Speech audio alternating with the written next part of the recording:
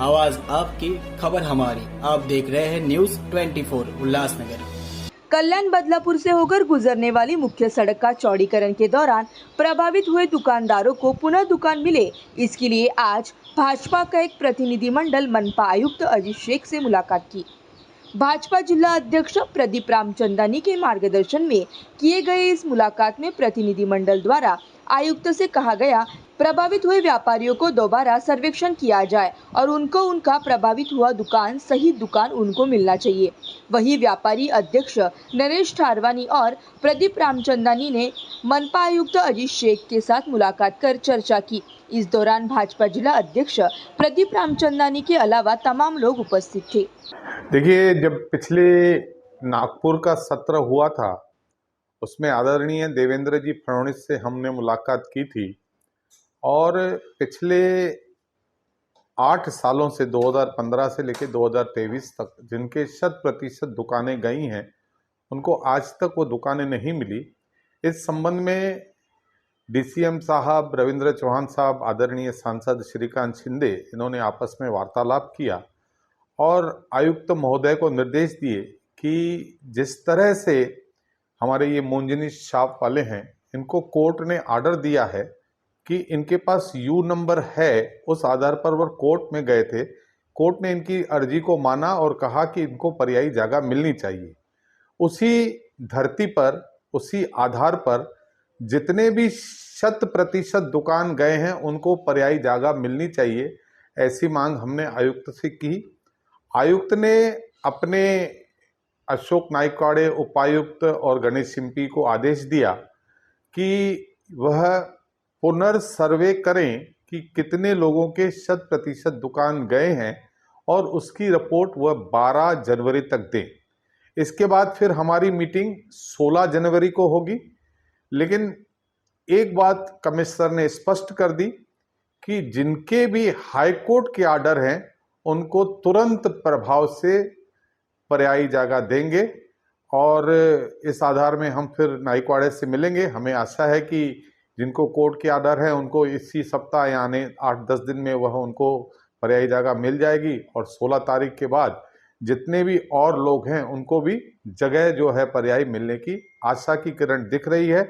और मेरे साथ श्री नरेश थारवानी, जो कि कल्याण अमरनाथ रोड के बाजार के अध्यक्ष हैं और साथ ही भारतीय जनता पार्टी के महाराष्ट्र प्रदेश के सेक्रेटरी हैं और इसके जनरल सेक्रेटरी हैं व्यापारी दल के, और हमारे बाकी नेता जो हैं सभी दुन्नीचंद जी हैं और अपने मोंजनी जो अपना शॉप चलाते थे जिनका 100% पूरा दुकान चला गया, ऐसे 3-4 लोगों का प्रतिनिधिमंडल लेकर हम गए थे। कुल मिलाकर बहुत ही सकारात्मक आयुक्त का रवैया रहा और मुझे खुशी है कि जल्द से जल्द इस इशू को हम सॉल्व करने की कोशिश करेंगे और उसमें सफलता मिलेगी।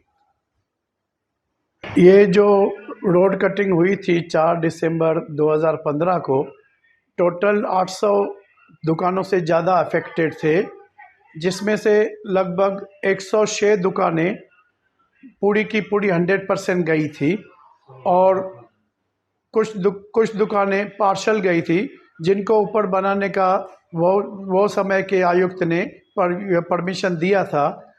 तो हमने यही बात आज आयुक्त साहब से उठाई कि जैसे कि ये कटिंग करते समय आयुक्त ने कमिटमेंट किया था कि भाई जिनकी दुकानें बच रही है वो ऊपर बना सकते हैं भाई ग्राउंड +2 तक, और जनरल बॉडी में भी ये ठहराव पास किया हुआ है, रिजोल्यूशन पास किया हुआ है।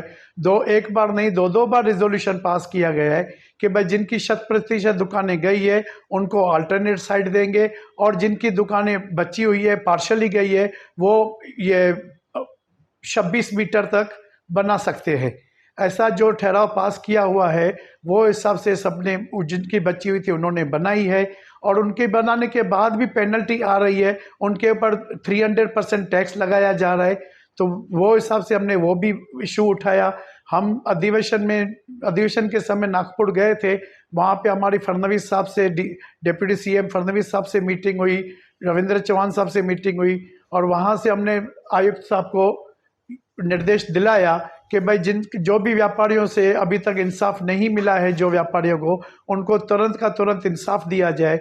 आयुक्त साहब ने हमसे पूछा कि भाई कैसा सरल रास्ता निकल सकता है कि भाई जो हिसाब से हमको ज़्यादा अल्टरनेट साइड नहीं देना पड़े और थोड़े में मतलब सब व्यापारियों के साथ इंसाफ हो जाए।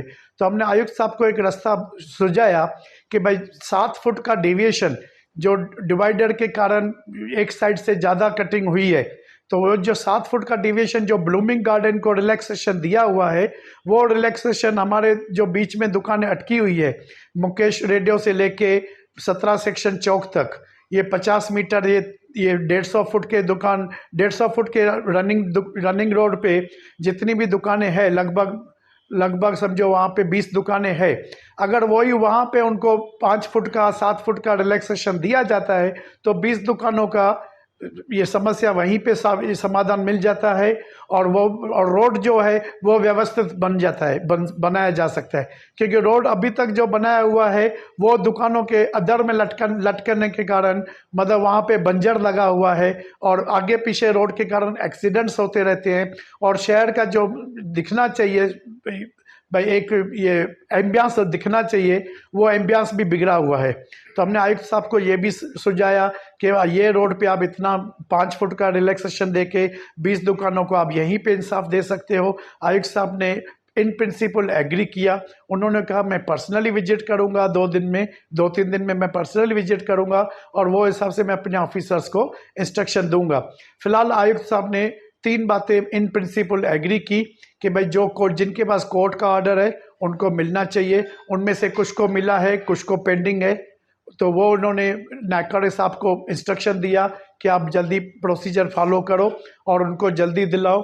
और बाकी जो दुकानें 100% गई थी, जो हम कहते हैं कि 110 है, 120 है, वो ये नायकवाड़े साहब बोलते थे कि भाई 55-60 है। तो आयुक्त साहब ने उनको इंस्ट्रक्शन दिया कि 55 है, 60 है, 50 है, जो भी है रीसर्वे करो, 12 तारीख तक रीसर्वे करो और रिपोर्ट दो। आयुक्त साहब ने बोला कि 12 तारीख तक रिपोर्ट दो, 16 तारीख फिर हमको बुलाया है कि जितने भी वो दुकानें होगी 40, 50, 60, हमने भी आयुक्त साहब को यही कहा कि आपके रिकॉर्ड से जो आपके रिकॉर्ड में है, जो जिनका 100% गया है और कहीं पे उनका व्यवसाय नहीं है और उनकी माली हालत ख़राब है, आप उनको दो। हम नहीं बोलते हैं कि 125 को दो, 200 को दो, 150 को दो। आपके रिकॉर्ड में जो दिखा रहा है, जो सही इंसाफ मिलना चाहिए, वो आपके रिकॉर्ड से अगर 55 है तो 55 को दो, 50 है तो 50 को दो। तो आयुक्त साहब ने नायकवाड़े साहब को इंस्ट्रक्शन दिया कि 12 तारीख तक रीसर्वे करके रिपोर्ट करो।